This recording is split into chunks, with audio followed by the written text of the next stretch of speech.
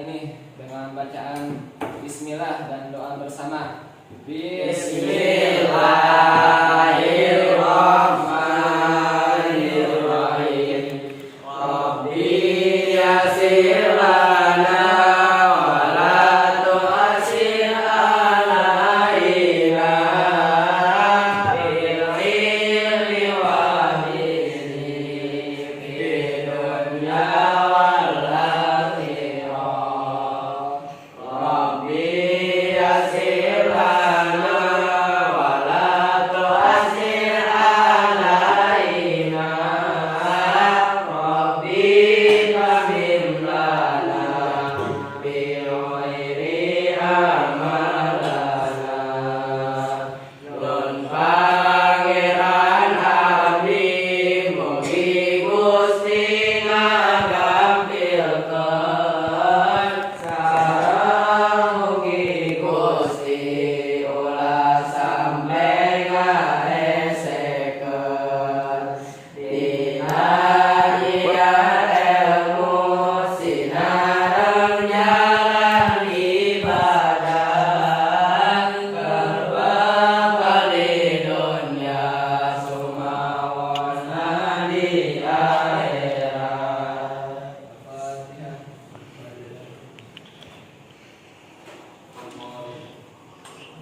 Baik, di sini Bapak akan menjelaskan ya, materi. Kita lanjut materi tentang sejarah kebudayaan Islam untuk kelas 7. Bapak akan menerangkan tentang misi dakwah Nabi Muhammad SAW. Ada yang tahu Nabi Muhammad itu siapa? Ajukan tangan. Ada yang tahu Nabi Muhammad? Ajukan tangan. Ada? Tuh, silakan. Bagaimana Nabi Muhammad itu? Siapa Nabi Muhammad? Dan apa salah satu mukjizat Nabi Muhammad yang telah kita pelajari dari kemarin-kemarin? Menurut saya, Nabi Muhammad adalah nabi terakhir utusan Allah Subhanahu wa taala. Jika Nabi Muhammad SAW bisa membelah bulan. Terus? Ada yang mau tambahkan? Ada yang tahu? Silakan. Ali. Itu dia dari Nabi Muhammad, Pak. menyebarkan Al-Quran. Mukjizat terbesar Nabi Muhammad atau apa? Ada yang tahu? Ada? Azmi? Bisa melihat Baitullah Ya. Baca. Saya akan kasih tahu, Bapak akan kasih tahu. Ada yang tahu? Mukjizat besar Nabi Muhammad Al-Quran. Al-Quran. Ya. Al-Quran itu adalah mukjizat terbesar Nabi Muhammad. Setelah Quran apa? Isra. Di sini ada 3 misi dakwah Nabi Muhammad SAW, yaitu sebagai yang pertama sebagai rahmat bagi seluruh alam. Rasulullah SAW diutus menjadi nabi dan rasul dengan menghadapi kondisi masyarakat yang penuh kerusakan, yaitu penyimpangan akidah dan sosial yang merajalela. Nah, kehadiran Rasulullah pada saat itu di tengah-tengah kondisi yang jahiliyah. Tahu jahiliyah itu apa? masa kebodohan. Masa-masa kebodohan. Pada masa jahiliyah tersebut ibaratkan sebuah obor yang menyala. Di dalam buku ini dikatakan obor yang menyala, di dalamnya ada kegelapan. Karena dengan bimbingan dari Allah Subhanahu wa taala, Al-Quran menjadi modal kuat Rasulullah SAW. Makanya tadi disebutkan bahwasanya mukjizat terbesar bagi Nabi Muhammad itu adalah Al-Quran. Itu yang pertama, sebagai rahmat bagi seluruh alam. Yang kedua, sebagai pembawa kedamaian. Nabi itu memang di sisi lain penuh ancaman, penuh rintangan ketika dakwahnya. Ketika menuju Taif itu apa rintangan Nabi Muhammad? Dilempari kotoran unta, batu oleh orang-orang ya. Kalau ini betul tidak. Pada saat itu Nabi Muhammad ingin berdakwah, akan tapi ada rintangan nantinya. Dilempari batu, dilempari kotoran, bahkan dikatakan bahwasanya Nabi Muhammad itu adalah nabi palsu, tidak ada nabi akhir setelah Nabi Isa. Itu yang kedua.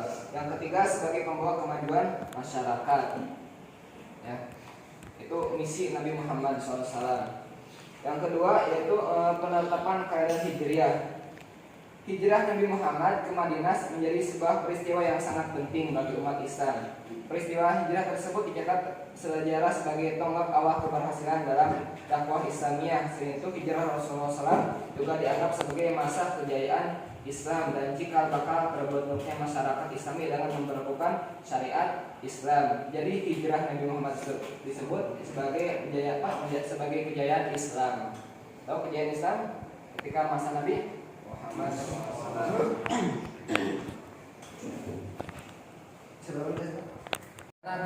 Tadi sudah diketahui bahwasanya Nabi Muhammad SAW menerima wahyu di Gua Hiro, ya, sendirian bersama malaikat Jibril. Ketika itu Nabi Muhammad SAW mendapatkan wahyu lalu terkejut dan tidak bisa mengucapkan satu huruf pun dari Al-Quran. Dikarenakan Nabi Muhammad SAW terkejut dan kaget. Dan surat apa yang Nabi Muhammad SAW pertama kali turun dan dia terima? Apakah ada yang bisa menjawab?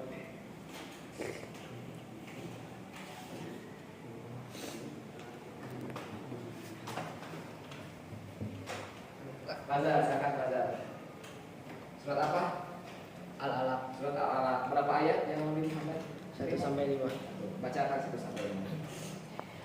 A'udzu billahi minasy syaithanir rajim. Bismillahirrahmanirrahim. Iqra bismi rabbikal ladzi khalaq. Khalaqal insana min 'alaq. Iqra wa rabbukal akram. Alladzi 'allama bil qalam. 'Allamal insana ma lam ya'lam. Shadaqallahul azim. Baik. Tepuk tangan. Itulah wahyu pertama Nabi Muhammad SAW yang terima ketika di Gua Hiro, surat Al-Alaq ayat 1 sampai 5. Nah, poin yang selanjutnya kita harus meneladani ya perjuangan dakwah Nabi Muhammad SAW di Madinah. Salah satunya yaitu tolong menolong dalam kebaikan. Coba kalian sebutkan salah satu bentuk tolong menolong atau contoh tolong menolong dalam kehidupan sehari-hari kita yang ada di sekitar kita, di rumah kalian ataupun di ketika kalian di sekolah ataupun di pesantren. Siapa yang menjawab? Silakan Baza lagi. Kita sebutkan tolong menolong dalam kehidupan sehari-hari. Contohnya, jika teman kita sedang mengalami kesusahan berupa ekonomi ataupun terkena musibah, maka kita harus tolong menolong. Dalam ekonomi, jika kita lagi mau belanja, kita harus melihat teman kita apakah teman kita mempunyai uang. Jika teman kita tidak mempunyai uang, maka kita harus memberinya ataupun membaginya. Itu yang pertama, yaitu tolong menolong dan kebaikan. Yang kedua dalam poin ini adalah toleransi. Silakan siapa yang bisa menjelaskan atau menyebutkan contoh, salah satu contoh toleransi dalam kehidupan sehari-hari. Toleransi ada yang tahu? Silakan Sahadat. Menghargai perbedaan dari teman kita. Contohnya kalau di sekolah, jika kita memiliki teman yang berbeda dari segi ras, suku atau agama, kita tidak boleh membeda-bedakannya dan tetap memperlakukannya dengan baik. Betul.